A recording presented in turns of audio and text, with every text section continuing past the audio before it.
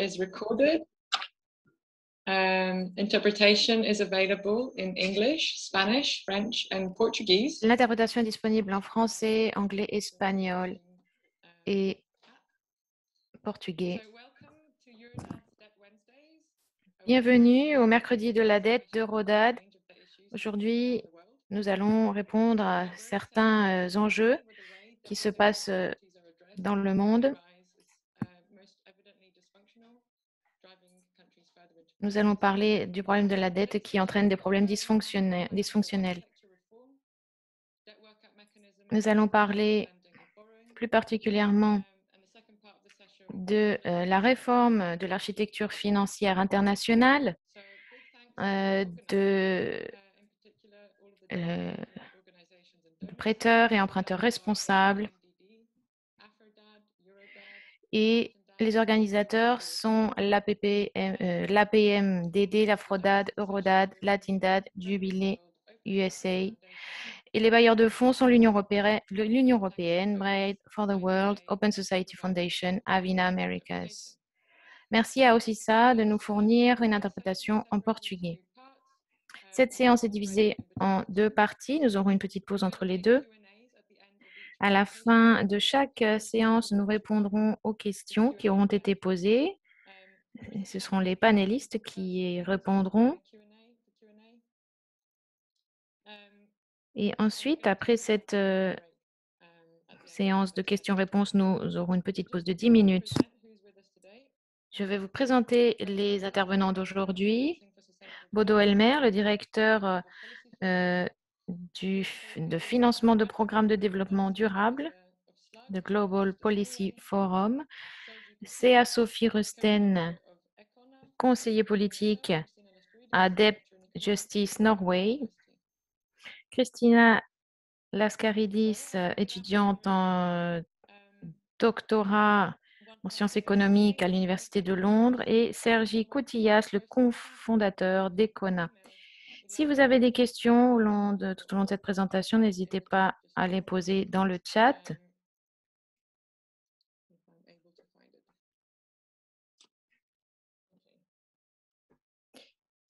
D'accord.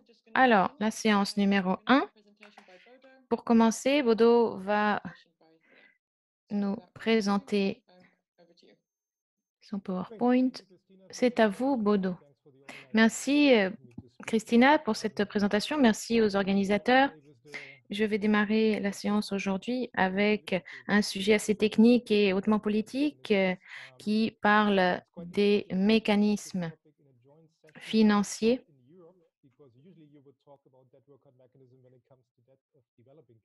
En général, on parle de mécanismes financiers lorsqu'il s'agit de développement de pays en développement, puisque ces pays sont ceux qui possèdent le plus de dettes intérieures et extérieures. Et en raison de ces problèmes de dette intérieure, eh bien, certains pays ne peuvent pas obtenir les fonds suffisants des banques centrales. D'abord, je vais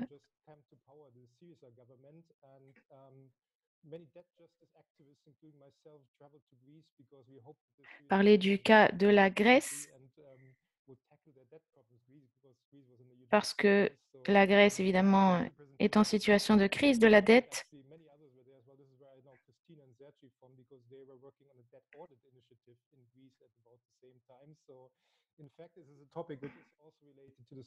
C'est un sujet qui est lié au sujet qui nous occupe aujourd'hui. Le principal problème lorsque l'on parle de mécanisme de la dette,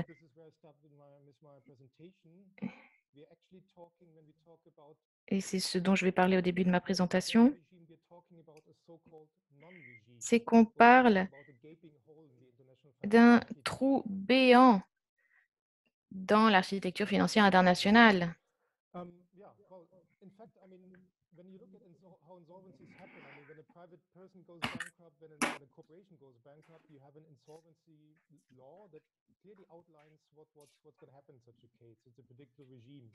And you also have an insolvency court, which is a body that makes decision, which handles the case.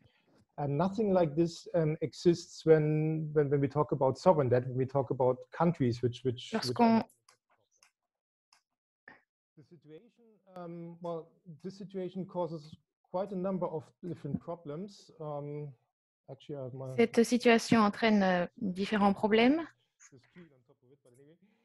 C'est un peu difficile pour moi de lire sur l'écran, mais voici une sélection des différents problèmes. D'abord, il y a une fragmentation du forum,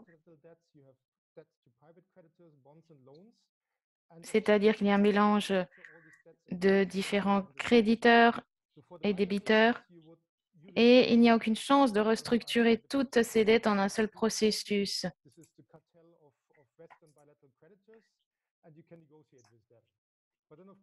Le Club de Paris, c'est une institution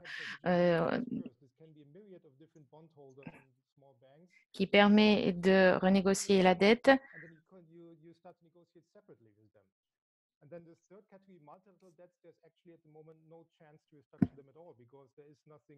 Mais à l'heure actuelle, il n'y a pas de façon de restructurer la dette de façon compréhensive.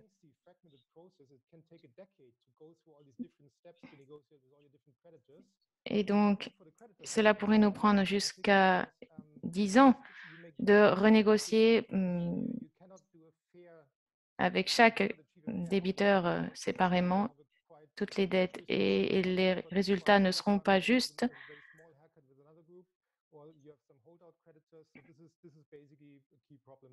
Il existe différents mécanismes et le deuxième problème, c'est la domination des créanciers. En Europe, c'est la domination de l'Eurogroupe qui s'occupe de définir le profil de la dette.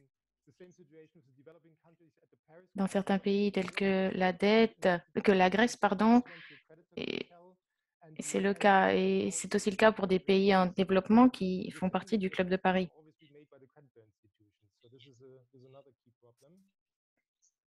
Il y a donc un déséquilibre très important des pouvoirs. Troisième problème, un problème très important aussi pour nous en tant que militants, c'est le fait que les considérations financières prévalent. Lorsqu'on parvient à des accords de restructuration de la dette, le FMI, par exemple, se concentre sur l'accès au marché. Mais les objectifs de développement des pays concernés ne sont pas pris en compte. Combien d'argent le pays en question a-t-il besoin pour ses dépenses budgétaires?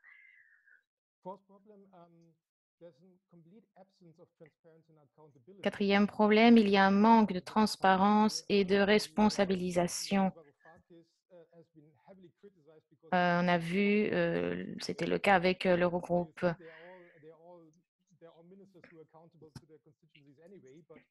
Certains ministres ne rendent pas compte aux électeurs des décisions prises et les citoyens d'un pays ne sont pas au courant de ce qui se passe. C'est ce qui se passe d'ailleurs avec le Club de Paris. Et enfin, dernier point qui a à voir avec la présentation de Théa, c'est qu'on ne fait pas de différence entre les prêteurs responsables et les prêteurs irresponsables. Il faut identifier les dettes illégitimes, mais pour l'instant, il n'y a pas de définition établie. C'est assez flou. Certains prêteurs peuvent être corrompus ou peuvent être situés dans des paradis fiscaux. Ce ne sont pas des sujets nouveaux sur la scène internationale.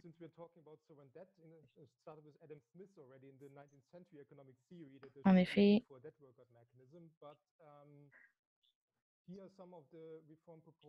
On a déjà vu ceci dans les années 90 avec les mécanismes de restructuration de la dette souveraine. En 2002, le FMI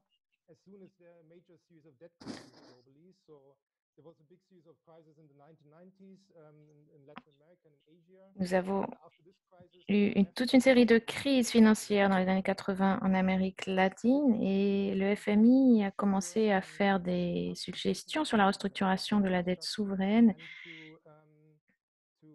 et la participation des débiteurs privés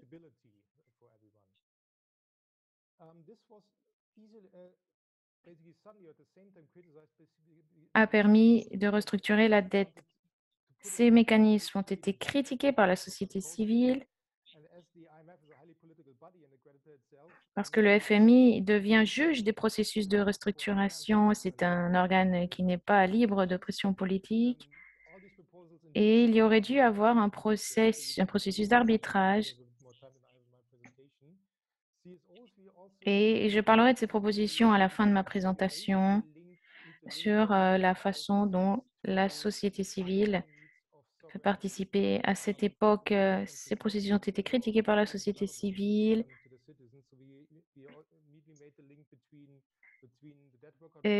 car les besoins basiques de développement n'ont pas été satisfaits et le pays n'avait pas de marge de manœuvre budgétaire suffisante pour permettre le développement.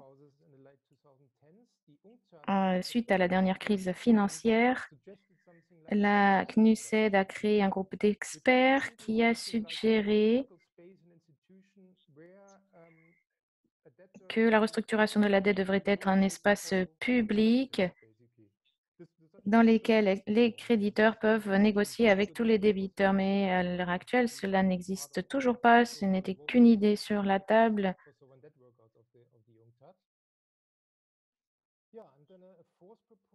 La CNUSED a élaboré un guide avec des propositions.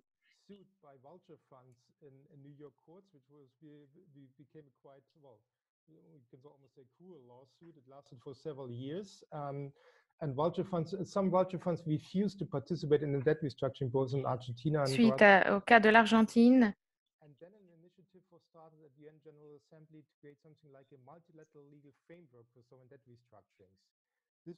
à l'Assemblée générale des Nations unies,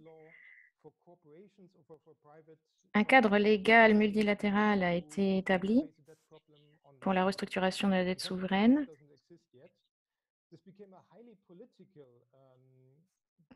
Mais ce cadre juridique multilatéral n'était qu'un débat. Il n'existe toujours pas et il n'a jamais été créé. Donc, ce qui a été adopté, ça a été une série de 15 principes de base sur la restructuration de la dette et une loi sur l'insolvabilité a été adoptée. Et enfin, il y a de la part de la CNUSED une première proposition qui consisterait en un audit mondial de la dette. Ceci a fait l'objet aussi d'un débat public et ceci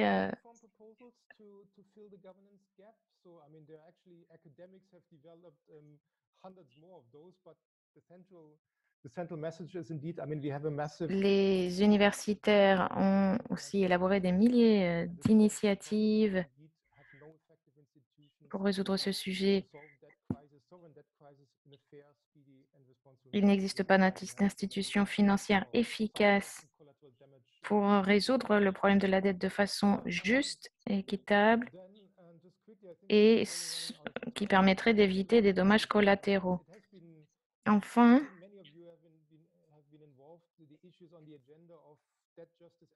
je crois que grand nombre d'entre vous ont participé à des activités de militantisme contre la dette et en tant que société civile, nous n'avons jamais eu une seule et même proposition, suggestion de mécanisme de restructuration de la dette. Et je voudrais à cette occasion vous montrer un document de Rodad qui a été validé.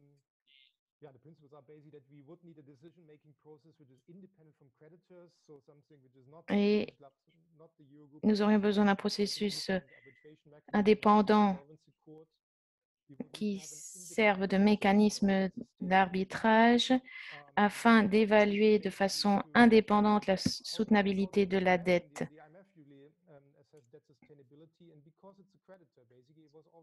Le FMI évalue la soutenabilité de la dette des pays, mais les évaluations sont en général peu indépendantes.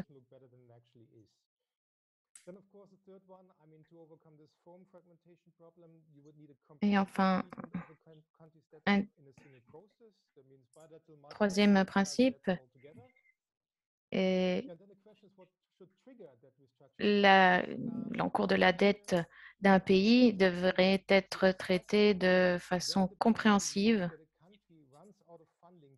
Et l'idée serait d'évaluer à quel moment le pays se trouve dans une situation de ne pas pouvoir rembourser la dette. Ceci doit faire partie de l'évaluation. Enfin, le cinquième principe qui a à voir avec la participation de toutes les parties prenantes, c'est à voir avec le principe de transparence. Il devrait y avoir aussi un moratoire sur le paiement des dettes externes. Et la Grèce est un bon exemple aussi parce qu'il y avait beaucoup de créanciers privés. Il faut savoir que la Grèce, la dette de la Grèce a été vendue pendant que le pays essayait de renégocier sa dette avec l'eurozone. Et cet argent a été transféré à des comptes publics. Et donc, c'est pour ça que la Grèce a eu besoin d'un moratoire de sa dette extérieure. Cinquième point qui a à voir avec les fonds vautours.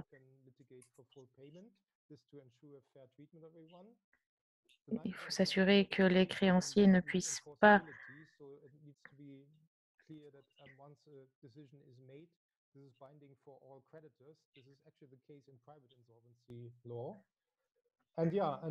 Autre principe, le caractère exécutoire. Les résultats doivent être contraignants pour toutes les parties prenantes. Lorsqu'on parle de dette souveraine, il faut créer la marge de manœuvre budgétaire suffisante pour les pays endettés,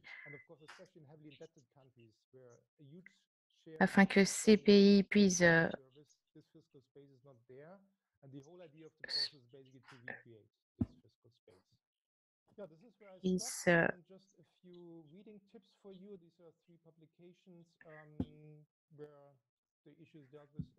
Enfin, pour terminer, j'aimerais vous présenter 3 publications si vous souhaitez approfondir sur ce sujet.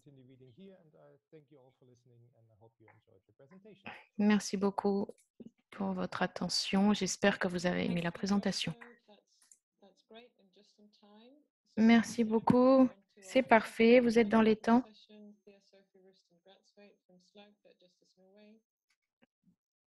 Maintenant, nous allons passer la parole à Thea Sophie Rusten de Norvège. Bonjour, merci de m'avoir invité aujourd'hui.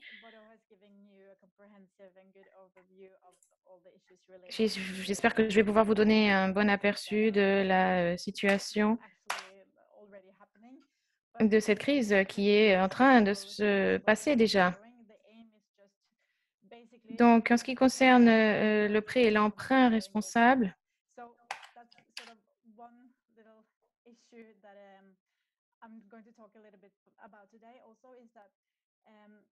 in general, crises that actually exist here and now have such huge human consequences that it's natural that we have to sort of focus a lot of our energy into making good mechanisms for resolving the crisis. But this unfortunately sort of makes the work on strengthening systems for preventing future debt crises sort of end up a little bit in the back seat. So that's one thing to have in mind, that it's important to put a lot of emphasis on the prevention of future crises at the same time that we're talking about resolving the ones who actually exist here and now. And this is sort of like a kind of like a broad topic, and there are different aspects to responsibility when it comes to lending to sovereigns and borrowing from borrowing governments. And one aspect that is getting a lot of attention these days is linked to transparency. And the other aspect is linked to principles and systems for ensuring responsibility in lending to governments and borrowing from governments. So when it comes to transparency, this is sort of like the lower hanging fruit, that today there's no real good global systems for ensuring that all information on loans to governments is publicly disclosed. So it's kind of difficult to assess whether you're being responsible, at least if you're a lender. You're sort of basing your investment decisions on fragmented information. So, and also when it comes to transparency, this is sort of like a solution that is promoted by bilateral lenders and multilateral institutions, sort of as a solution that is supposed to solve everything. If you have information access, then you will automatically sort of be responsible and have ensured responsibility. This is, I believe, not the case, but ensuring access to proper information is definitely an important prerequisite for securing responsibility. So it's important to sort of strengthen transparency, but it's also important to not just end up focusing the responsibility discussion on transparency alone, and then sort of not getting to the next step, which is the global consensus on responsible lending and borrowing practices. So in the Addis Ababa Action Agenda in 2015, countries stated that they will work towards the establishment of a global consensus on what sort of constitutes a responsible lender and a responsible borrower. And this global consensus has not yet materialized. And at the moment, there is not much sort of headway or political will from at least rich countries in advancing this agenda. At the moment, they're talking about transparency, but the global consensus on responsibility is sort of dormant. But there are different frameworks existing. One is the UNCTAD principles on responsible lending and borrowing. I can send you sort of like a list of different frameworks later that Yolanda can disseminate, so you don't have to worry about losing all the details here. But the UNCTAD principles on responsible lending and borrowing is one international framework. Another one is the G20 operational guidelines. The IMF and the World Bank have a common framework, debt sustainability framework, and they do common debt sustainability analysis. And the OECD have some systems, and there are some different frameworks out there, but there is not really a consensus around one framework that we all should sort of implement into national legislation. And this consensus needs further political discussions to land on a common framework. But another aspect is that these principles for responsible lending and borrowing apply to bilateral lenders, sovereigns, borrowing governments, to multilateral institutions like the IMF, World Bank, and other regional investment banks. But the last aspect of responsibility are the private investors. And at the moment, it's private investors lending money to governments in the global south that have created sort of the biggest portion of the issues related to unsustainable debt levels and irresponsible lending and borrowing, basically. And this is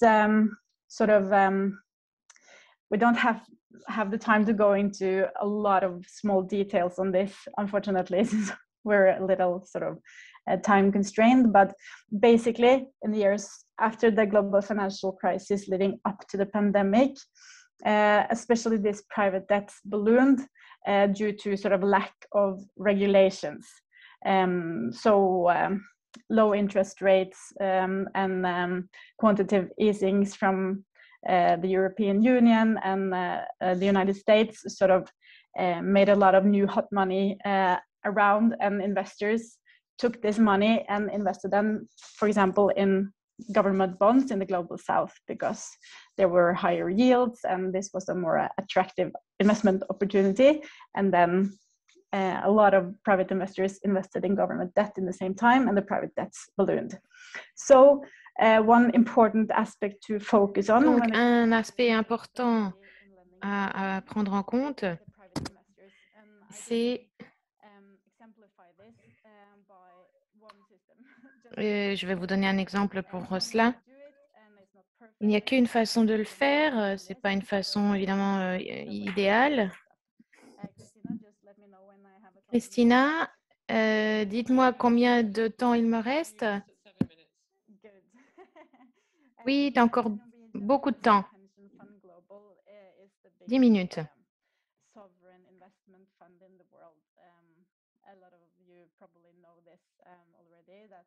Le fonds d'investissement le plus grand du monde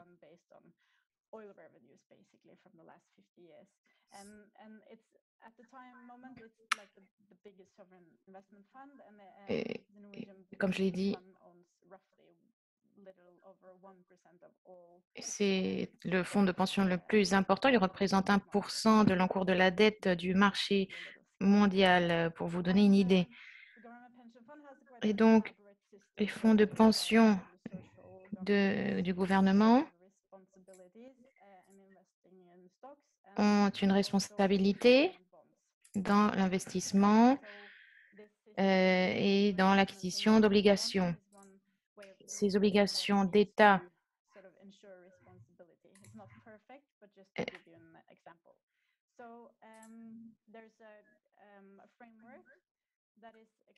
il y a donc un cadre explicite sur la transparence, la responsabilisation, sur la capacité du gouvernement à tenir en cas de choc financier, sur les droits du travail, les conditions de vie, l'état de droit, les risques de corruption, différents aspects qui pourraient être affectés par les risques financiers pour un pays déterminé et les risques sur les revenus et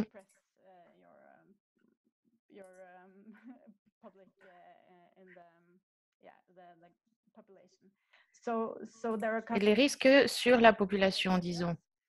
Il y a une liste de critères et le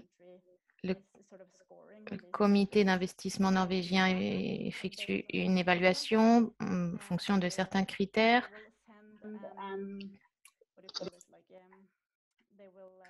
Et il donne à la Banque centrale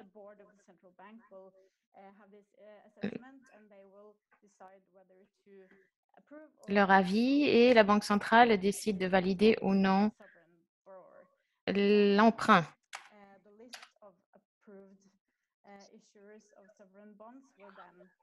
Comment ils ont approuvé la question de différents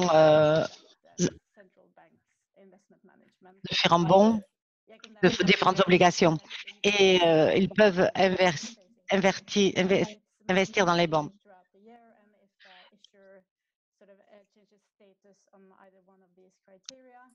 Ils ont assuré d'avoir une approbation.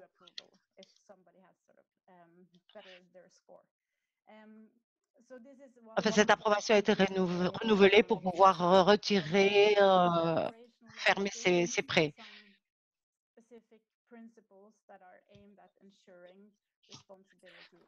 Ce qu'il faut arriver à faire, c'est de mettre en œuvre ces principes pour arriver à des prêts et des emprunts responsables.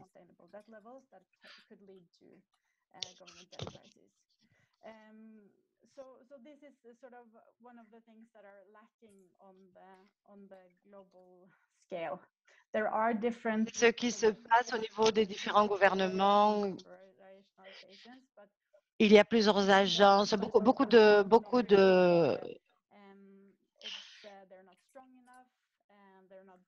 personnes qui interviennent, mais il n'y a pas de consensus global sur ce que signifie simplement un créditeur responsable et un emprunteur responsable, rien d'entrée. Donc, il faut qu'on renforce la transparence. Il faut qu'on ait accès à l'information. C'est très important, mais ce n'est pas suffisant. La société civile doit continuer à pousser pour que nos gouvernements fassent avancer la discussion sur l'application des principes, faire avancer les notions de responsabilité de prêteurs et d'emprunteurs et de prêteurs responsables, faire avancer les législations nationales. Et il faut qu'on arrive, qu'ils poussent que nos gouvernements travaillent à des régulations internationales. Parce que sinon, on a des bulles financières qui vont exploser à la figure de nos gouvernements. Il faut qu'on n'ait pas de problème de dette insoutenable à l'avenir. C'est l'introduction. Je suppose que vous avez des questions. On va certainement pouvoir rentrer dans les détails ou pouvoir expliquer mieux ce qui n'a pas été très clair. Merci Théa. C'était très intéressant d'écouter justement des détails sur ce qui s'est passé en Norvège. Je suppose qu'il y a beaucoup de questions. Je vais regarder si quelqu'un dans le public veut poser des questions à un des deux orateurs.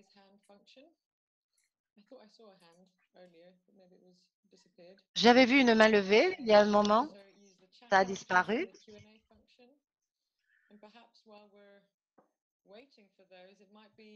Alors, je vais attendre un peu.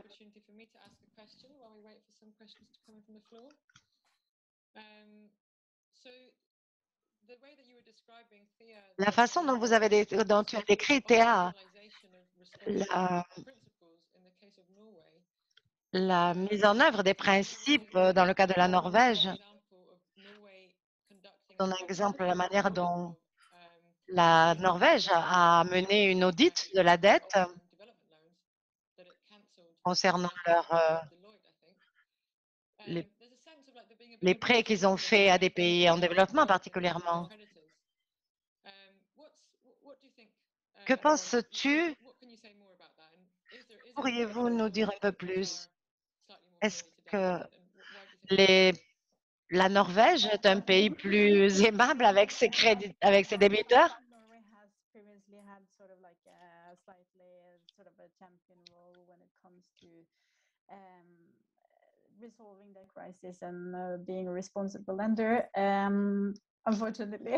Oui, on voudrait être un prêteur responsable.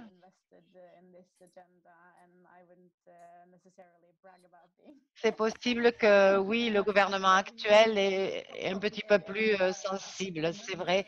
En effet, on est leader sur cette question en ce moment.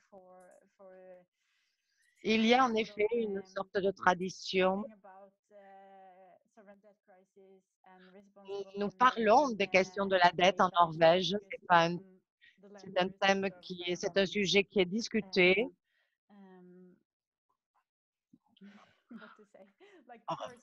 Publiquement, je veux dire, je ne sais pas comment l'expliquer.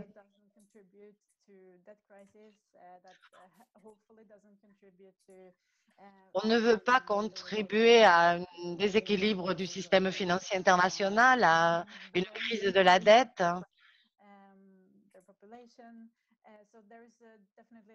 Parce qu'on sait que ça amène à opprimer les populations. Et c'est quelque chose qui intéresse les gens en Norvège, c'est vrai. Donc oui, on a l'intention de faire des prêts responsables. Les points forts du système du fonds qu'on a mis en œuvre en Norvège, les fonds de pension, on parle de leur rôle,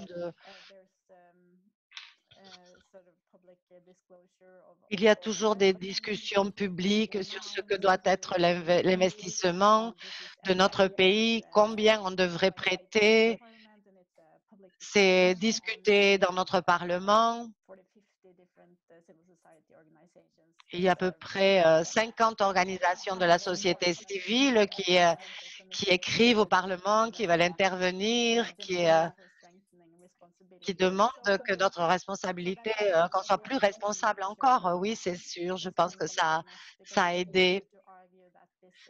Et ça fait aussi que ça soit plus facile d'en parler.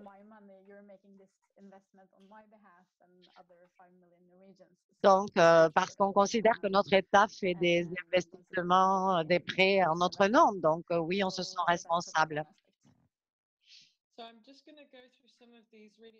Je vais poser les questions qui sont venues sur le chat.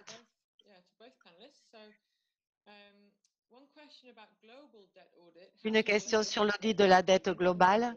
Peut-elle être mise en œuvre?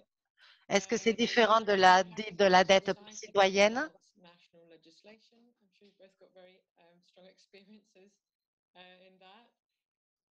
Comment la société civile peut faire avancer les législations nationales? Quelles sont les avancées concrètes? Qu'est-ce qu'on peut faire concrètement pour pousser à de la plus de transparence? Quel rôle, quel genre de rôle les pays nordiques qui n'ont pas une tradition de prêter beaucoup, mais qui donnent des fortes garanties?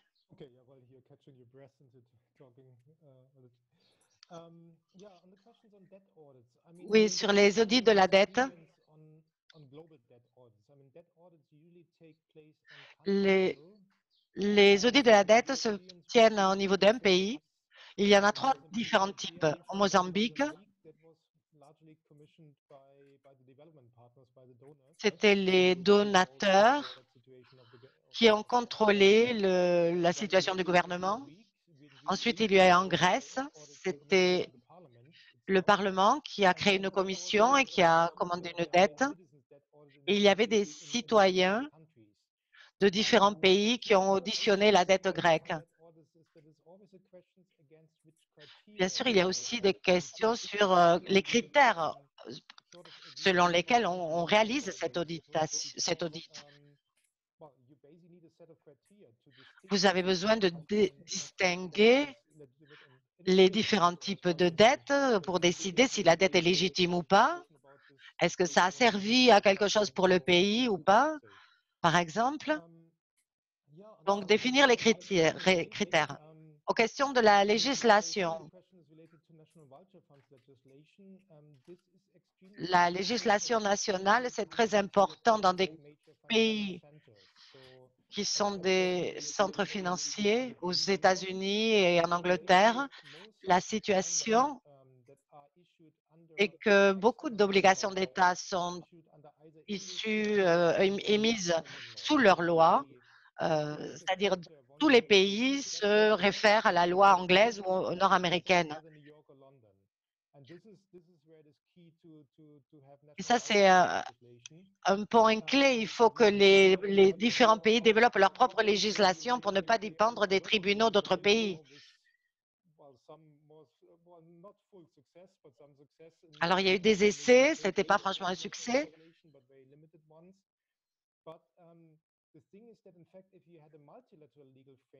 Si vous avez un cadre légal multilatéral, multinational, ça va aider.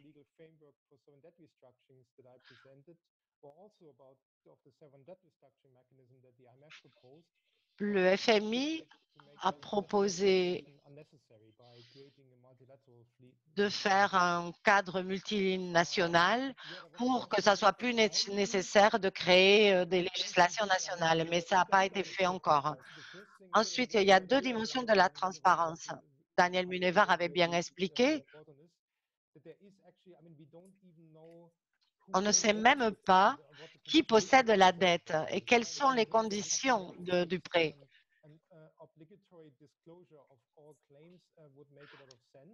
Toutes les créances devraient être accompagnées de conditions, ça devrait être public.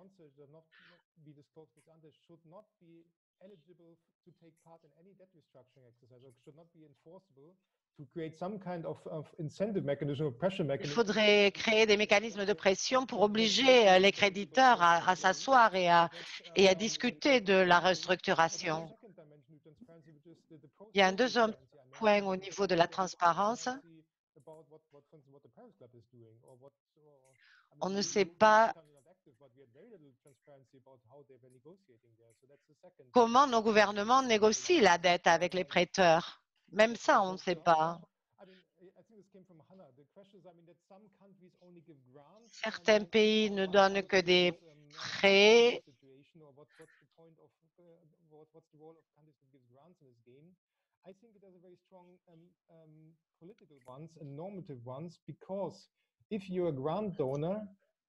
Si vous faites un prêt sans intérêt,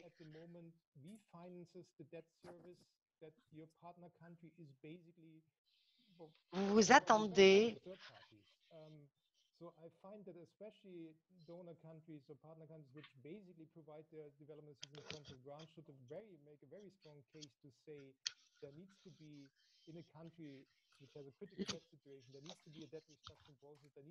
dans un pays, il devrait y avoir, qui est dans une situation critique, les créditeurs devraient participer tous à la restructuration parce que c'est la seule manière d'en sortir pour que cet argent n'aille pas, pour que cet argent puisse être utilisé aux besoins du pays et pas seulement pour rembourser la dette. Théa, est-ce que tu peux répondre aussi? Oui, moi je pourrais parler de l'audit de la dette dans les pays pour renforcer ce qu'a dit Bodo. C'est une question qu'on discute avec le gouvernement norvégien. On parle beaucoup de relations avec les prêteurs multilatéraux. Ils utilisent ça comme un argument pour dire que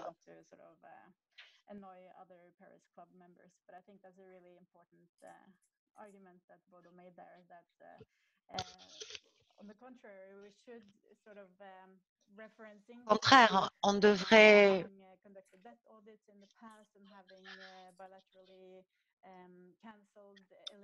du fait qu'on a annulé, qu'on a fait des audits et qu'on a annulé une dette injuste que soi-disant nous devait un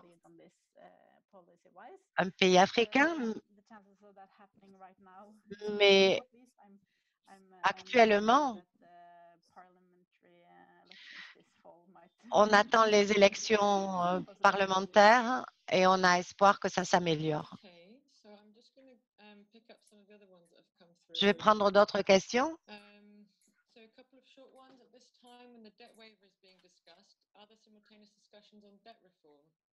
Des questions sur la réforme de la dette. Comment les quantités qui sont prêtées à d'autres nations sont contrôlées? Est-ce qu'il y a un défi? Est-ce que c'est un défi de fournir des prêts responsables sans imposer des politiques au pays? Oui, je voudrais dire quelque chose sur la question de Hannah, sur les conditionnalités, sur les politiques imposées. C'est une question importante parce qu'aujourd'hui, par exemple, quand on parle de prêts responsables, avec les fonds de pension, on voit que Ils n'imposent pas de conditions au prêt, mais d'un autre côté, ils ont des critères stricts qui excluent beaucoup de pays qui voudraient emprunter parce que les critères qu'ils établissent pour accepter de prêter d'entrée font que beaucoup de pays ne peuvent pas prétendre auprès de ces fonds de pension. Il y a 20 et quelques pays qui émettent des obligations d'État qui peuvent prétendre à ces prêts seulement. Donc, c'est difficile, hein, vous comprenez, puisque ces critères sont établis par avance et font qu'il n'y a pratiquement que 20 pays qui peuvent prétendre à emprunter à ces fonds. Il y a une quantité énorme de pays qui ne peuvent pas accéder à ces crédits pour investissement. Bodo? La restructuration s'est menée depuis de nombreuses années. Je n'arrive pas à voir la question.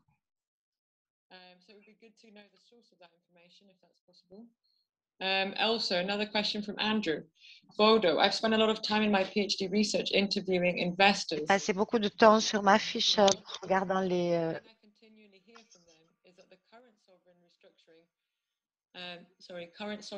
les investisseurs me disent que la restructuration, qu'il n'existe pas de système qui fonctionne. Ils disent que la restructuration de la dette devrait être plus efficace que celle avec les banques. Je ne dis pas que je suis d'accord, mais je suis curieuse de voir ce que tu as à dire à ce sujet.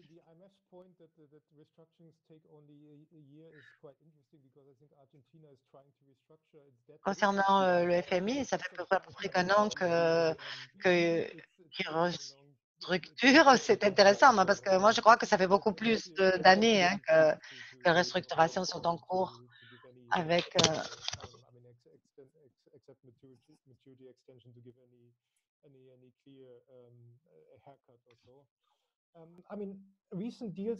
récemment, l'Équateur a réussi, mais on dit que les créanciers privés de l'Équateur n'étaient pas assez forts, mais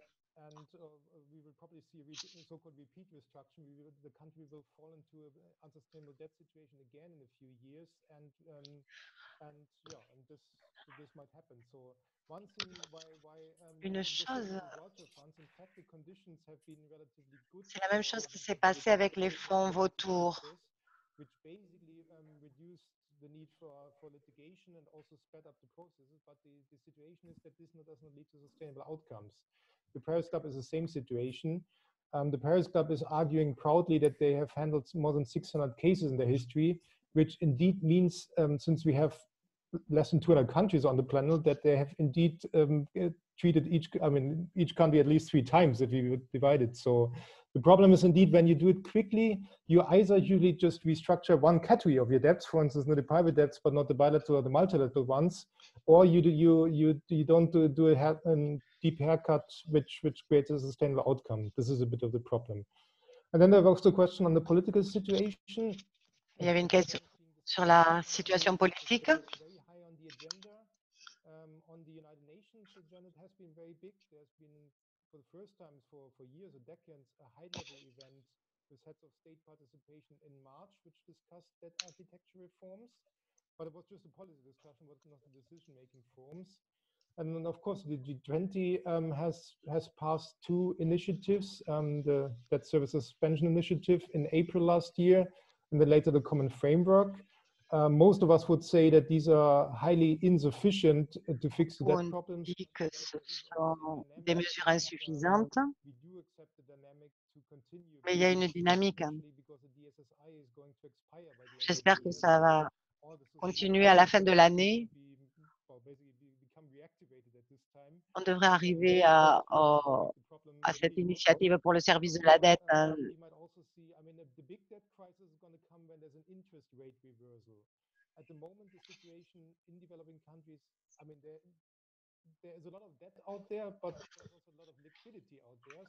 Il y a beaucoup de liquidités disponibles.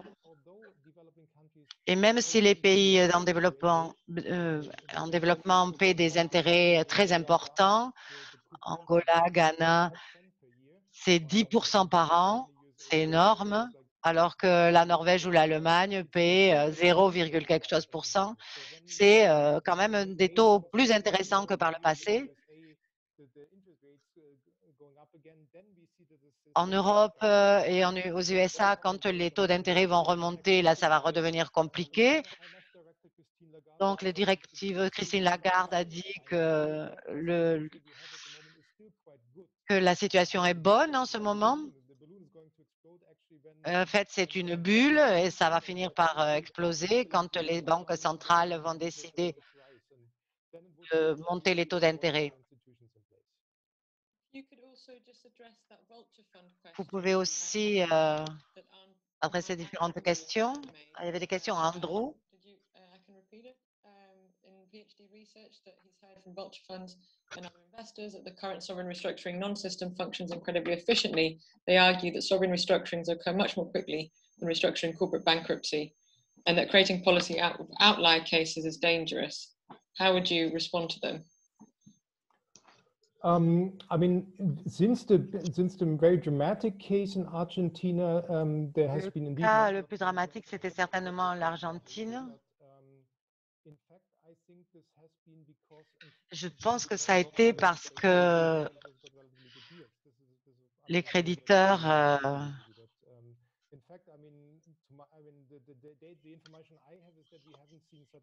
nous n'avons pas vu de cas aussi dramatiques que l'Argentine dans les années 80, mais ça ne veut pas dire que ces problèmes n'existent plus. Il y a des actions collectives pour faciliter les grosses restructurations. La majorité des créditeurs peuvent arriver à un accord qui oblige tous les autres créditeurs à restructurer aussi. Mais il y a beaucoup d'obligations d'État sur le marché. Les créditeurs non privés sont le FMI et le Club de Paris. Le FMI insiste toujours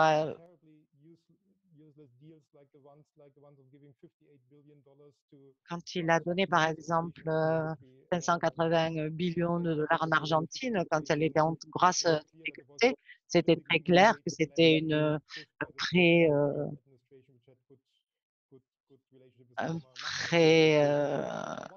très politique poussé par Trump qui voulait avoir de bonnes relations avec Macri.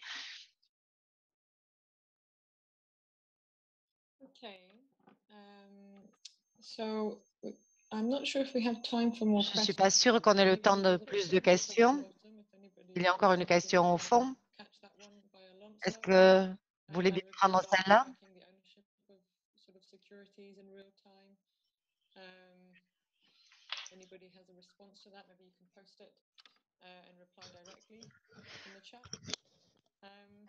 S'il y a d'autres questions, on va répondre directement dans le chat.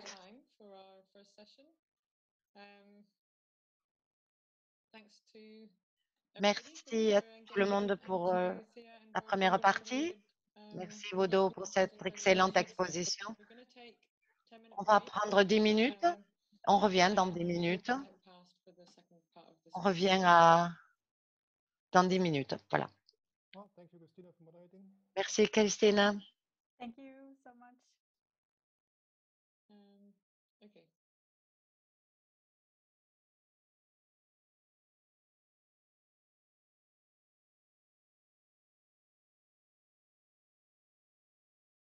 introduction to debt in Europe. The way how we do it is that we are playing, Christine and I are playing musical chairs. So I'm taking over the moderator role, and we have two great speakers. The first one is Sergio Cotillas, who is, well, they were introduced already. He's a co-founder of Econa. On joue aux chaises musicales. Alors, c'est moi qui vais faire la modération maintenant. Yeah, both of about 15 minutes. Sergio, do you like to start straight away? Yes. On commence. Hi, everyone. Merci, bonjour à tous. To speak about where we are standing in Europe. Je vais parler de l'Europe, de là où nous nous trouvons, donc de la politique, de l'analyse des dernières années, ce qui a été fait à l'Union européenne et de la dette de différents pays européens et l'état de mutualisation de cette dette. Je vais pour ça partager ma présentation. Je vais partager mon écran.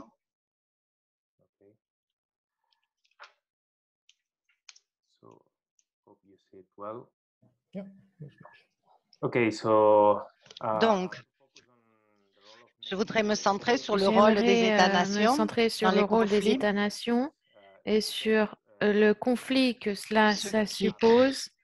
Ça crée le fait qu'il y a des institutions transnationales à l'Union européenne. Ça crée des conflits. Nous devons analyser cela en détail. C'est à travers cette institution transnationale que certains États, particulièrement l'Allemagne, raffirment leur pouvoir.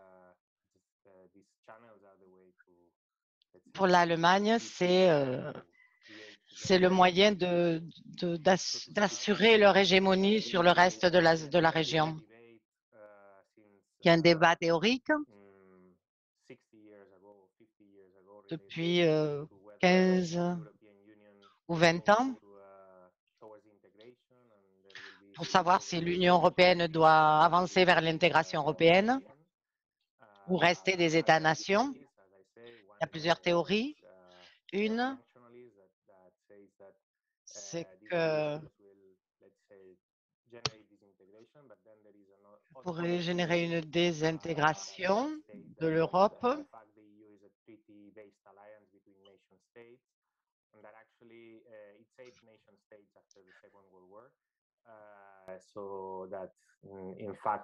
On est toujours dans un état d'État-nation depuis la Deuxième Guerre mondiale. La souveraineté des États-nations n'a pas été réduite.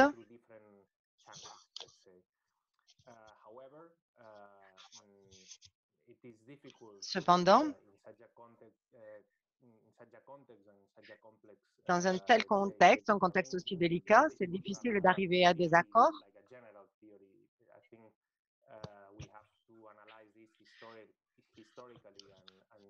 Il faut qu'on analyse tout ça de manière historique. Il faut qu'on analyse à niveau de l'économie politique ce qui se passe. Ce que nous voyons, c'est qu'il y a une grosse hiérarchie dans l'Union européenne.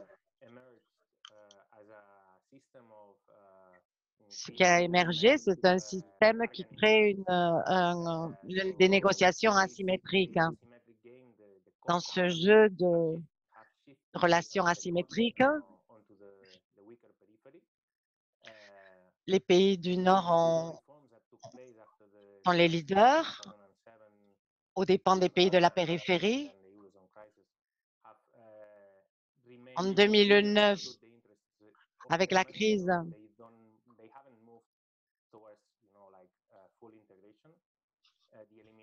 on n'était pas arrivé à une complète intégration.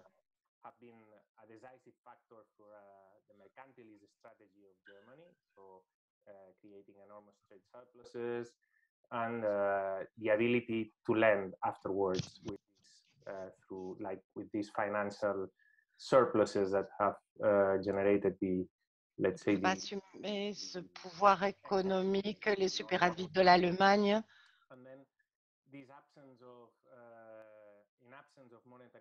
Ils se sont consacrés à de grands volumes d'exportation.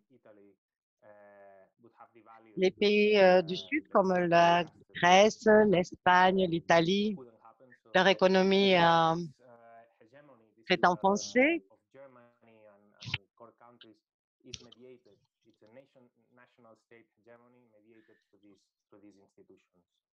Les États-nations, comme ils passent toujours par ces institutions, c'est toujours en général l'Allemagne qui décide. Il y a un monopole de la Banque centrale européenne pour la création de la liquidité dans la zone euro.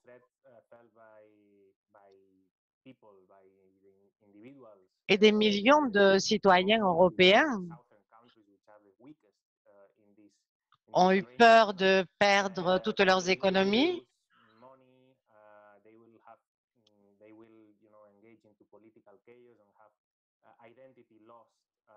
Il y a une perte d'identité, comme les gens se sentent plus européens. On peut prendre par exemple l'exemple de la Grèce. Ils auraient fait défaut de paiement très tôt, certainement, mais l'euro est central dans cette construction d'une hégémonie de l'Allemagne. C'est grâce à l'euro que nous avons eu une croissance dans le Sud, mais aussi grâce à cause de ça que nous avons eu une croissance de notre dette.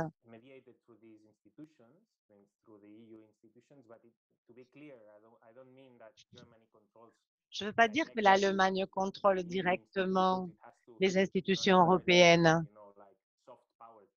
C'est ce qu'on appelle le soft power. Ils font pression sur ces institutions, comme la Banque centrale européenne, ce n'est pas la Bundesbank. Mais comme toute la zone a besoin de la légitimité de l'Allemagne, que l'Allemagne se porte bien pour pouvoir créer de la monnaie, ça fait qu'ils ont du poids et qu'ils décident. Pour passer en revue les transformations que nous avons vues au cours des dernières années,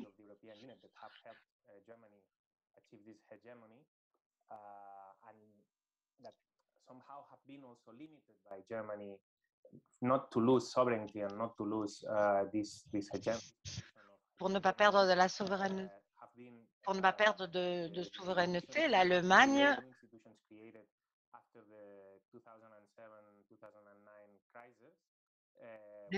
après la crise de 2009,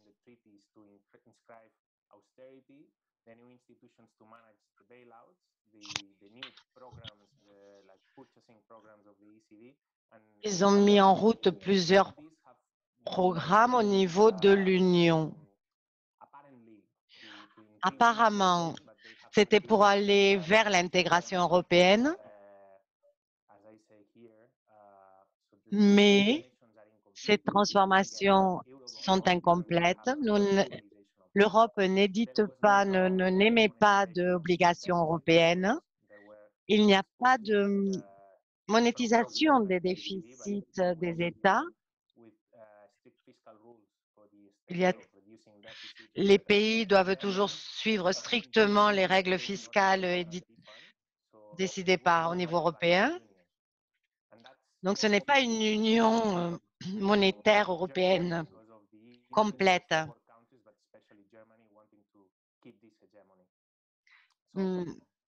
C'est principalement parce que l'Allemagne veut garder son hégémonie. Nous avons vu ça dans des crises précédentes, mais à mon avis, dans la crise actuelle, on le voit aussi. Même si ils ont l'air de faire des politiques beaucoup plus flexibles, c'est toujours la même idée.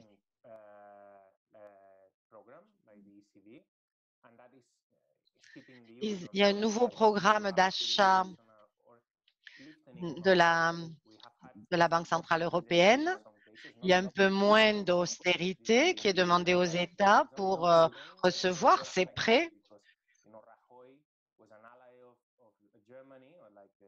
Rajoy, qui était le président du gouvernement espagnol, était un allié de l'Allemagne.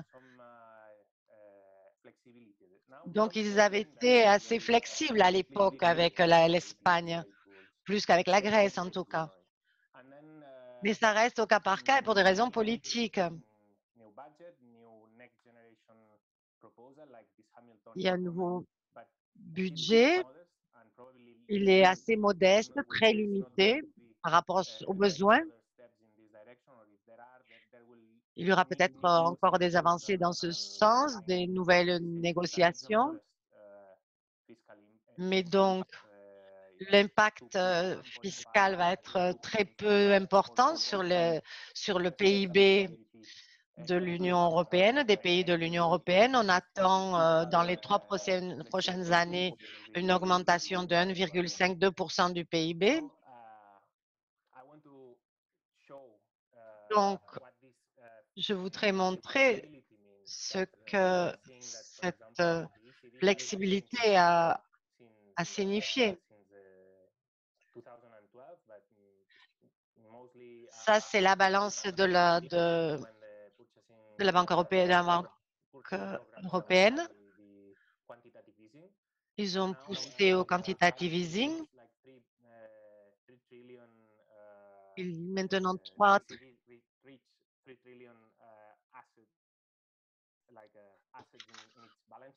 3 billions ont été mis sur la table.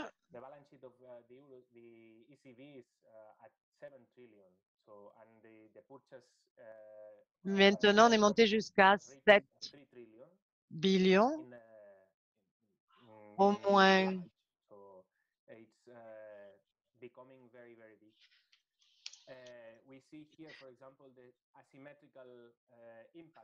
On voit l'impact asymétrique sur les pays dans l'Union européenne par rapport à ceux qui sont dans l'Espagne et l'Italie, par exemple. On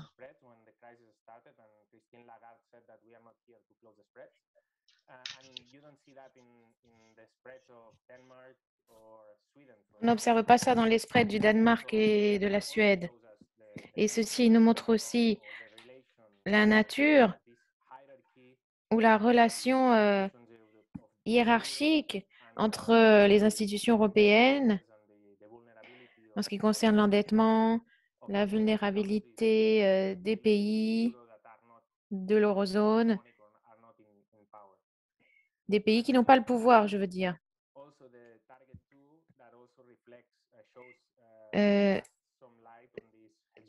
Cette cible 2 nous montre aussi l'hégémonie de l'Allemagne.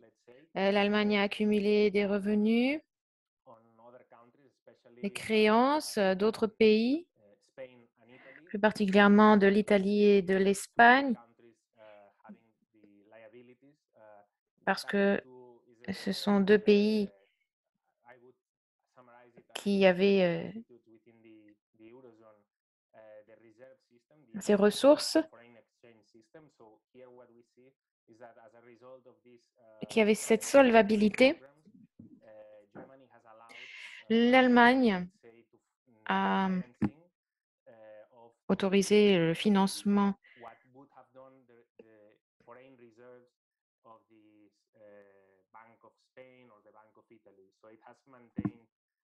de ces réserves étrangères pour l'Italie et l'Espagne.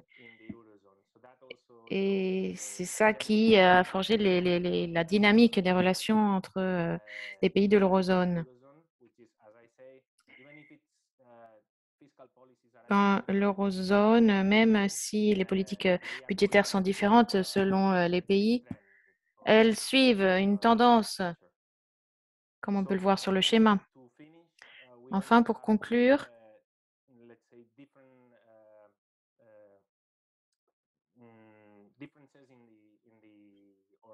on constate des différences selon les pays. L'approche à la crise est bien différente. On voit que les revenus supplémentaires sont bien au-dessous des lignes de base.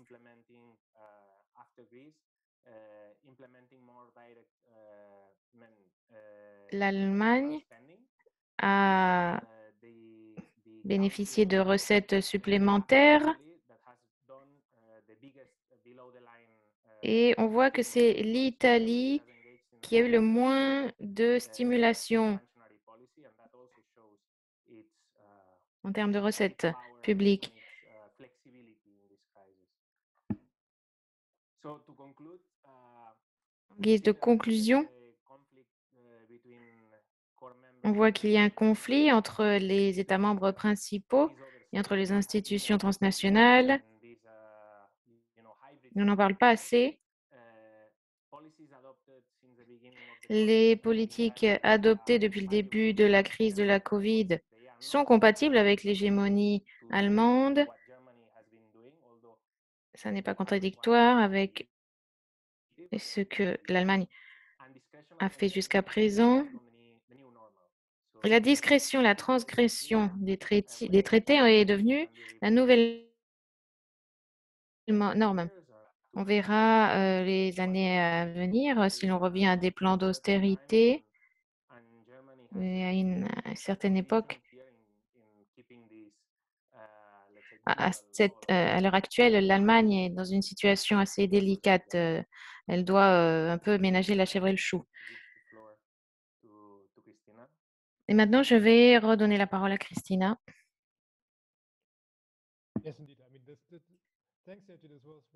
Merci, Sergi. C'était vraiment très instructif. Vous nous avez donné beaucoup d'informations. Alors, nous avons certaines questions, mais nous y répondrons après l'intervention de Christina.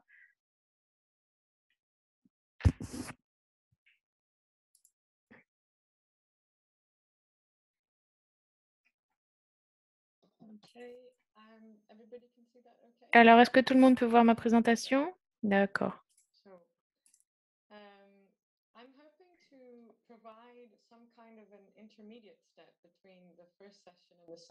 Je vais être comme une étape intermédiaire entre la première et la deuxième séance. Je vais essayer de tirer des leçons et en ce qui concerne la crise dans l'eurozone et son impact sur la restructuration, sur l'architecture de la dette.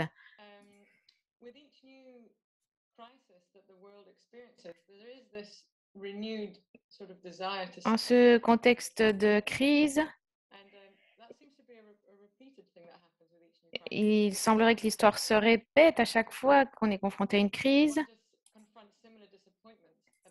et qu'on est confronté, et à chaque fois que l'on est confronté à une crise, on se retrouve souvent à des déceptions, on se retrouve souvent confronté à des déceptions.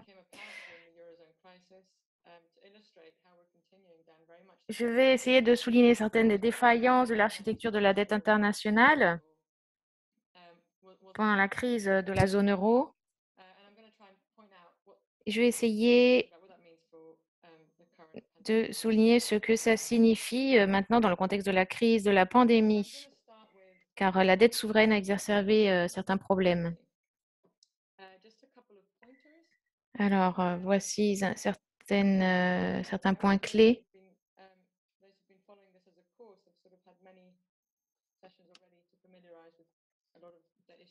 Alors, comme il s'agit d'une série de webinaires, vous avez déjà eu des informations en amont pour vous familiariser avec ce sujet. Alors, pourquoi est-ce que c'est important que les dettes soient soutenables? Eh bien, c'est peut-être pas évident pour tout le monde, mais les gens souffrent lorsque les dettes ne sont pas soutenables, parce que le coût de la crise de la dette se mesure en termes économiques, sociaux et politiques. Ce coût est énorme. Vous voyez sur le graphique en haut à droite qu'on est passé d'un index de 100 avant la crise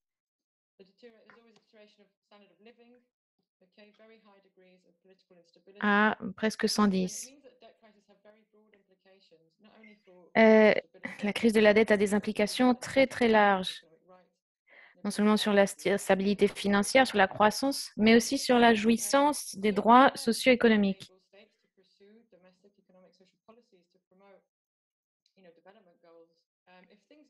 Donc, pour promouvoir les objectifs du développement durable, promouvoir la croissance et le développement,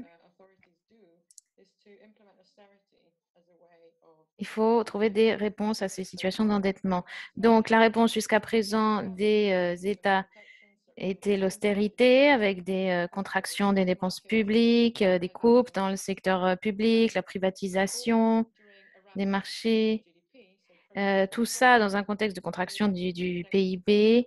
Et ceci a eu un effet extrêmement négatif sur la pauvreté et a creusé les inégalités, surtout sur les personnes vulnérables.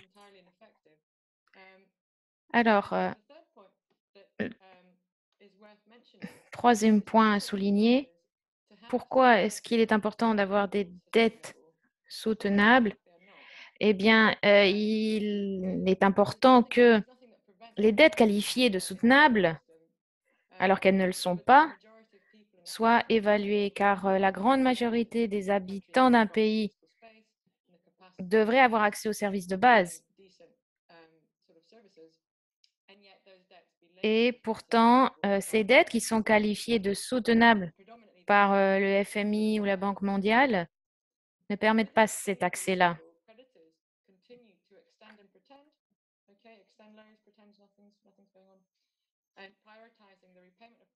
Et donc, ces États-là et ces institutions continuent de prioriser le remboursement des créanciers au détriment des besoins des pays emprunteurs. Donc, ceci conduit à une situation de surendettement, à une baisse d'activité économique,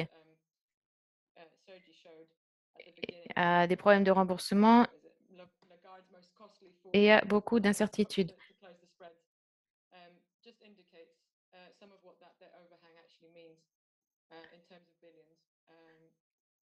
Upcoming payments. So just on that second point about the response en ce qui concerne ce deuxième point sur les réponses de la société civile, vous voyez ici dans le graphique en bas que les conditions sociales se dégradent, la pauvreté augmente. Donc, c'est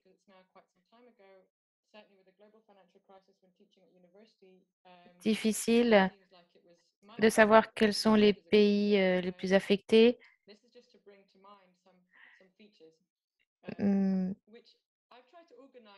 J'ai essayé de rassembler ici les différentes défaillances, insuffisances de l'architecture de la dette internationale actuelle. Je les ai résumées dans les points suivants. Alors, quelles sont ces défaillances, ces limites? Mais d'abord, les questions financières ont toujours prévalu sur tout le reste. Le critère principal d'action était d'empêcher l'instabilité financière des banques des pays principaux. Et les pays créanciers ont préféré fournir des fonds publics aux pays qui ont été ensuite utilisés pour rembourser les créanciers privés.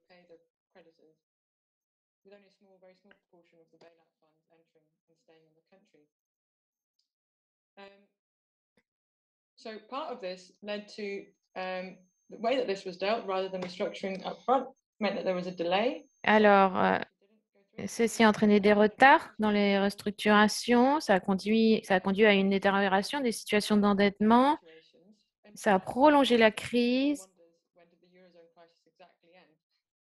Et donc, ça nous amène à nous demander où est-ce que l'eurozone s'arrête. Ces réformes-là d'austérité ont coût social très élevé.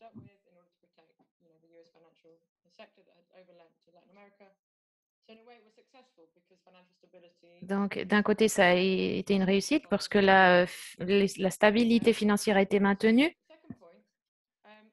Deuxième point, la crise de l'eurozone a vraiment révélé la domination des créanciers. Et comment cette crise a été gérée? Elle a été gérée par la Troïka. On n'en parlait pas énormément avant le début de la crise, mais ces trois institutions, le FMI, la Commission européenne, la Banque centrale européenne, ont agi pour la première fois en 2010 pour former un trio irresponsable, illégitime de décideurs politiques. Dans de nombreuses instances, on a assisté à une influence politique sur ces prêts et ces emprunts. Par exemple, le FMI a fait adopter un programme dans lequel une partie du Conseil n'était pas d'accord et il a contourné les règles.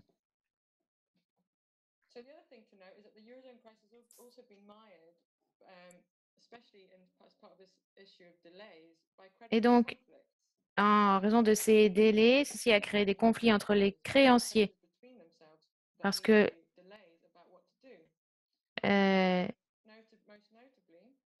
ils n'ont pas agi tout de suite. Par exemple, il y a eu un affrontement entre l'Union européenne et le FMI sur ce qui était ou sur ce qui n'était pas soutenable. Et ceci a créé un climat d'incertitude. Alors, encore une fois, il s'agit d'un système très fragmenté.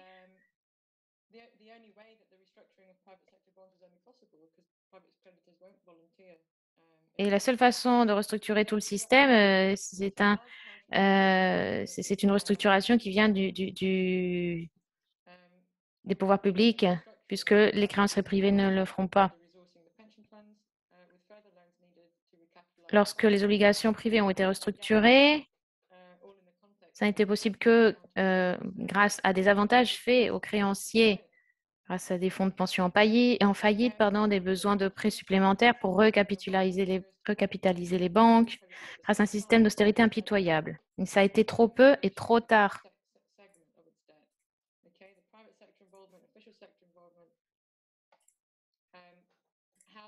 Et donc, en ce qui concerne l'implication du secteur privé, les créanciers privés étrangers ont été remboursés via des prêts de sauvetage.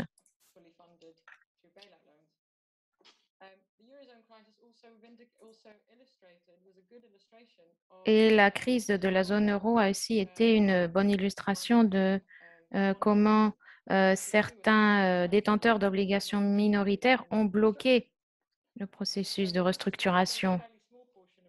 Donc, seulement une petite portion des prêts grecs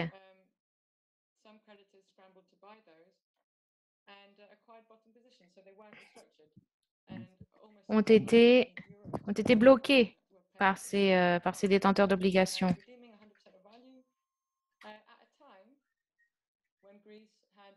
N'ont pas été restructurés. En même temps,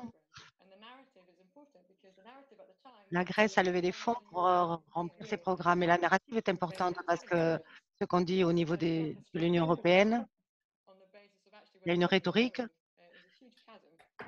qui dit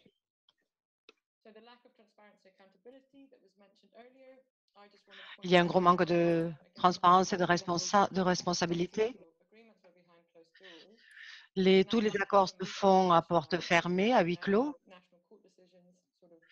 Les tribunaux nationaux ne sont pas pris au sérieux, ne sont pas pris en considération, n'ont aucune intervention possible. Et on a fini par avoir un état d'urgence permanent. Le programme qui a été prévu pour la Grèce n'avait aucun sens à niveau économique. Ça a mené à une totale perte de crédibilité des mécanismes d'analyse de la dette.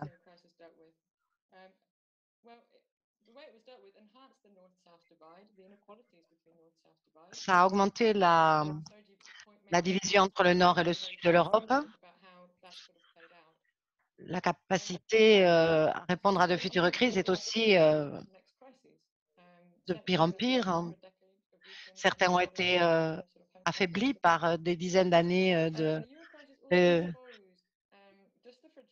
manque à niveau socio-économique. Les infrastructures et les besoins du pays n'ont pas été couverts. La crise de l'Europe a exposé la fragilité de conseils, le peu de cas qu'on doit faire des conseils du FMI.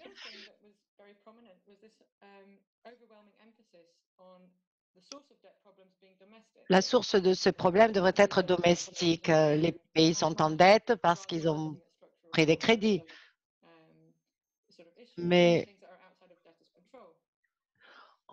on pense que les choses sont sous contrôle, mais je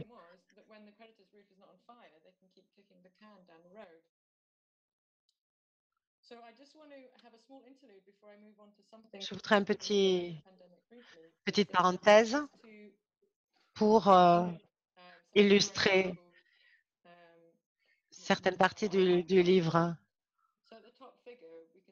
qui a été publié après ça. Ça, c'est la dette en proportion avec le PIB. Et en bleu foncé, c'est le spread de la Grèce sur les bons allemands. Au début de la crise, on était à 5% du PIB. Et le résultat de 10 ans de crise et d'austérité, c'est qu'on en est maintenant à 35% du PIB.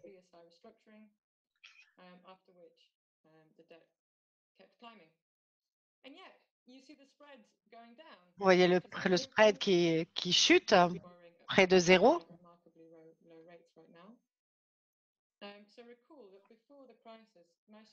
Donc, avant la crise, la plupart de la dette était aux mains du privé. Maintenant,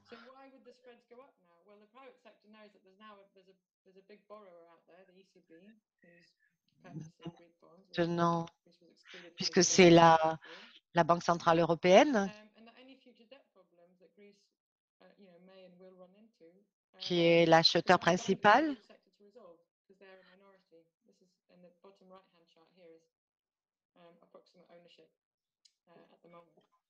Ça devrait amener à moins de problèmes.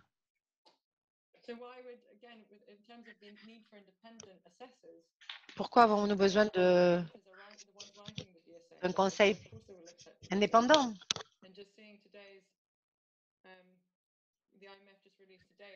C'est qu'en rapport avec la soutenabilité de la dette, ce qui importe concernant l'évaluation de la soutenabilité de la dette, c'est de voir si à court terme, à moyen terme, à long terme, à niveau global, comment est composée la dette. Il faut examiner tout ça. Donc, pour résumer, maintenant qu'arrive la crise du Covid et qu'on va à nouveau avoir des dettes, on a une impression de déjà-vu. Parce que beaucoup des caractéristiques de la dette de la crise de 2008 est en train de se reproduire maintenant. Il y a un excès de liquidité. Le club de Paris est un club informel et la restructuration de la dette de beaucoup de pays est entre ses mains.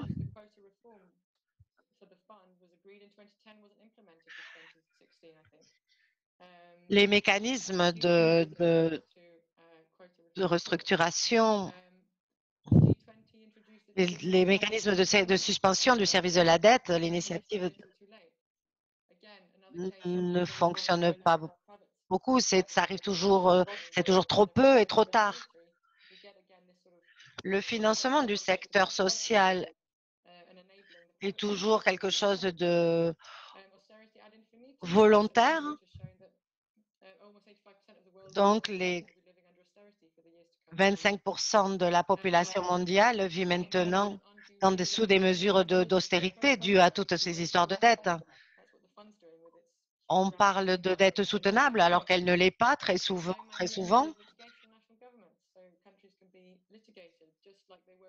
Il n'y a aucune obligation pour les créanciers. Quand il y a eu le programme typique, les créanciers l'ont amené devant les tribunaux dans d'autres pays.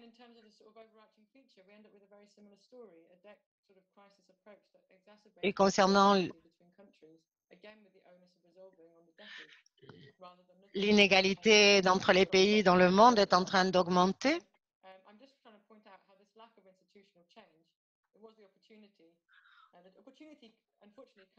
On met toute la responsabilité sur les pays débiteurs, alors qu'il y a des graves problèmes structurels qui font que les problèmes se perpétuent.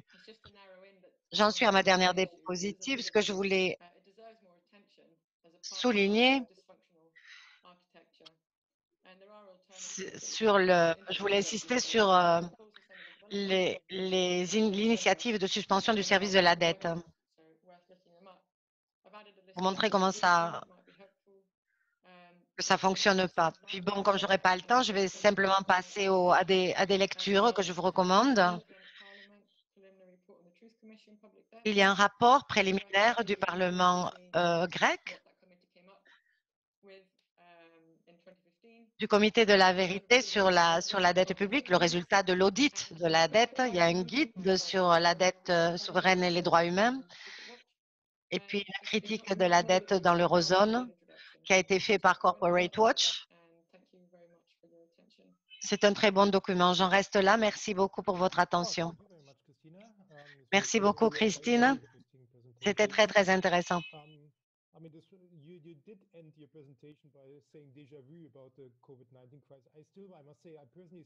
Et tu as fini par parler par un déjà-vu. C'est ce qui me semble aussi. Hein. Je me demande toujours comment on peut répondre politiquement aux différentes crises, alors qu'on n'a pas donné de réponse à la crise précédente.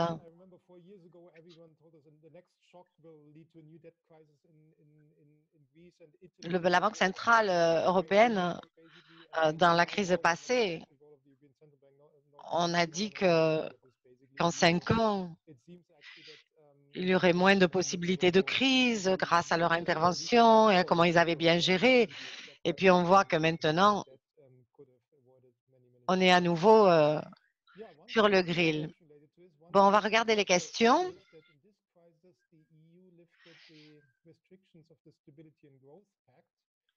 Dans cette crise, l'Union européenne a levé le pacte. Qu'est-ce qui va se passer avec le pacte de croissance qui avait été signé?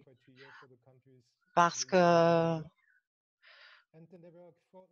quels seront les critères d'austérité qui vont être imposés aux pays européens? Ensuite, il y a une question concerne l'Angola. On nous dit que la ministre des Finances d'Angola a dit que la dette du pays était énorme et le gouvernement d'Angola a dit que la dette est tout soutenable. Comment est-ce possible? Alors qu'ils ont un niveau d'endettement de 226% du PIB.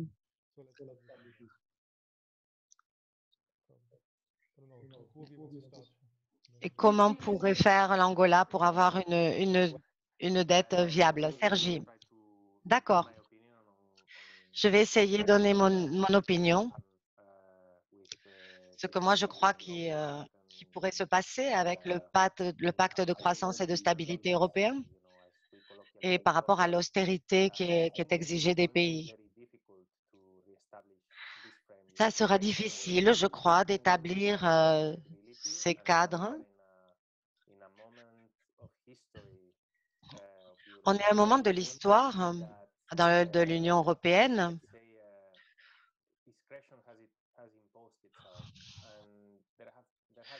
où a été imposé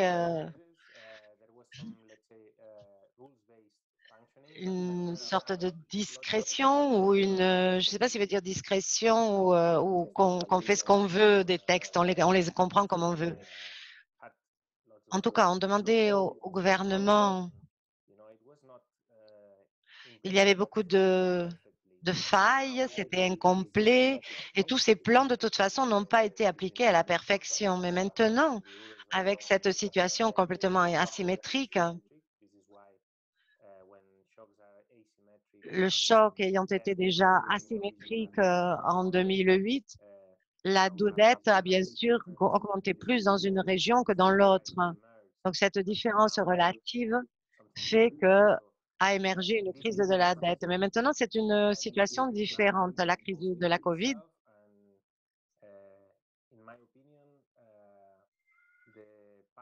à mon avis,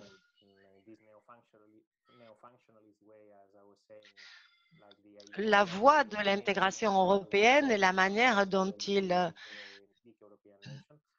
parle de dissoudre les nations européennes pour créer une Union européenne plus intégrée, je pense que ça ne va pas se passer. Je crois qu'on va continuer à avancer dans l'Union européenne, mais de manière beaucoup moins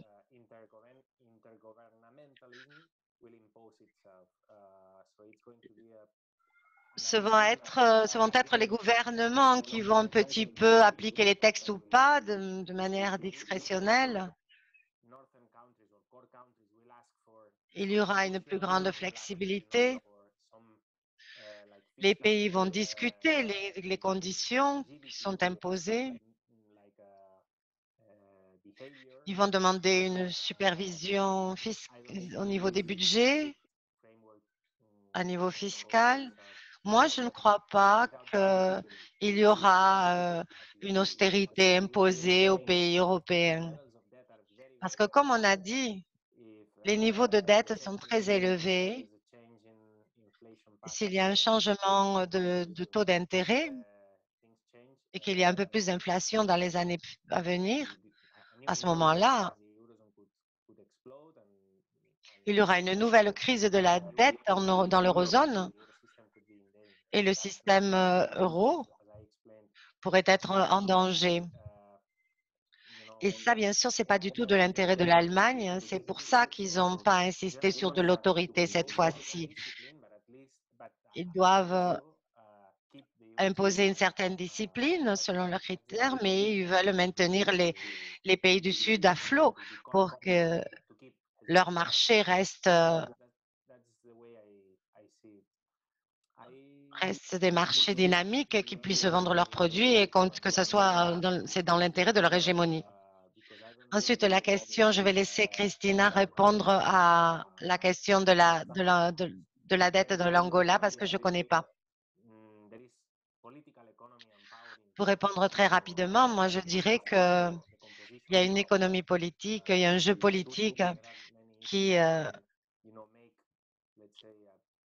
pèse sur les questions de l'échéance de la dette, qui fait qu'une dette énorme peut sembler soutenable, viable. Les analyses de soutenabilité de la dette sont souvent faites par les créanciers. Alors donc, ça favorise une vision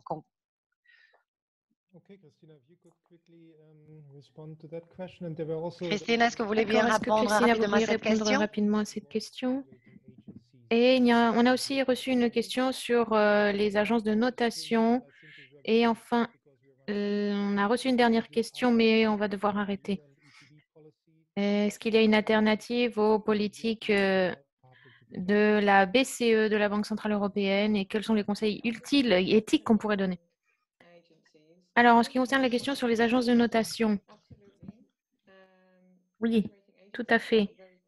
Les agences de notation ont un rôle primordial à jouer pendant les crises parce qu'ils travaillent, parce que quand ils baissent leur notation, ça a un impact sur le marché. Et encore une fois, ça c'est lié au premier point que Bodo mentionnait. ce que j'ai essayé de dire moi dans ma présentation, c'est qu'on devait essayer d'identifier les normes, les acteurs qui composent cette scène internationale et définir des opportunités de réforme. Et les agences de notation sont un bon exemple.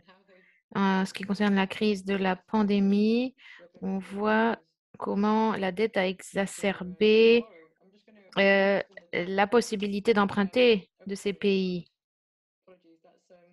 Excusez-moi.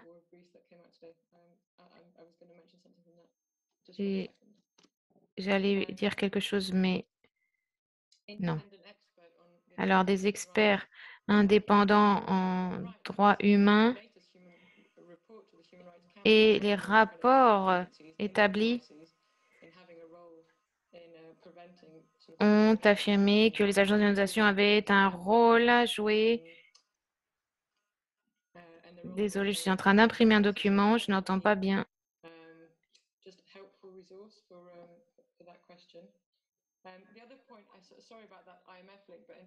Désolée d'avoir fait le lien avec le FMI, mais ça rejoint un petit peu la réponse que je voulais apporter sur l'Angola. On se demande aussi comment la dette peut être aussi haute et insoutenable. Et il y a beaucoup d'éléments de réponse. La réponse principale, c'est que ça dépend de la façon dont vous évaluez la dette. Si c'est le FMI qui l'évalue, elle le fera d'une façon différente. Alors, elle peut conclure que c'est une dette soutenable dans le moyen terme et moins soutenable sur le long terme. Mais il faut voir les dynamiques qui se cachent derrière, les dynamiques sous-jacentes et ce qui permet d'arriver à ces conclusions.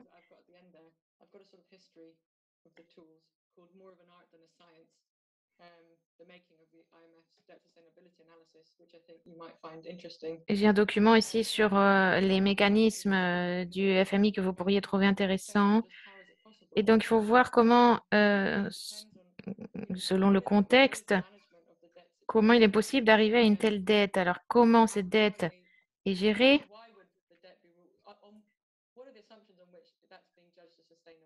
Et quels sont les critères d'évaluation qui permettent de la définir comme une dette insoutenable?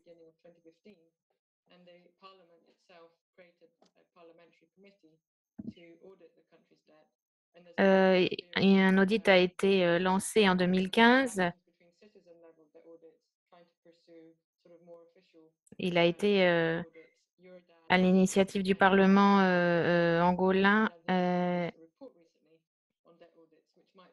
angolais.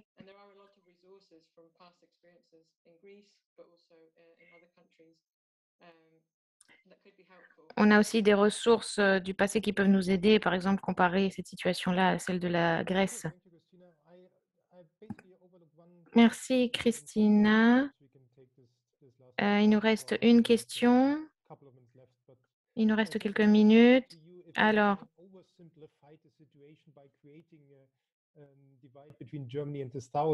est-ce que vous n'avez pas trop simplifié la situation en parlant une division entre l'Allemagne et le bloc de l'eurozone et de cette hégémonie allemande? Oui, je n'ai pas assez de temps pour rentrer dans les détails, mais en parlant d'hégémonie allemande, je veux dire qu'il y a sûrement une alliance, une coalition de pays qui ont des intérêts communs et qui s'alignent pour exercer des pressions sur les institutions.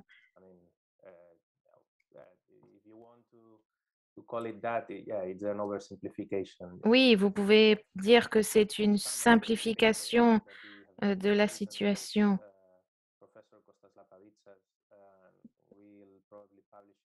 soon. So Nous allons bientôt publier un article avec that the paper contains. I didn't have time mon to professeur. into those like ideas, like for example the balance sheet of the euro system. Et For l'idée example, I showed that que j'ai we présentée, develop, for example, par exemple, sur le bilan de l'eurozone, je n'ai pas eu le temps de rentrer dans les détails, mais il présente vraiment une division au niveau des États membres. C'est-à-dire que 3 milliards sont détenus par la Banque centrale européenne, 3 billions pardon, sur 11 seulement. Et pour approfondir ces points, on a besoin de plus de temps. Je peux vous envoyer ma présentation.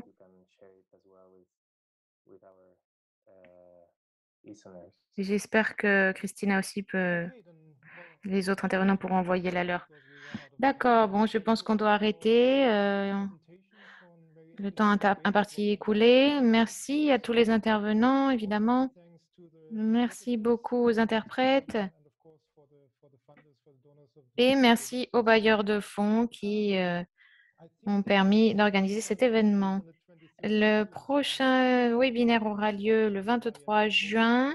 Voilà, Ilaria vient de poster le lien dans le chat.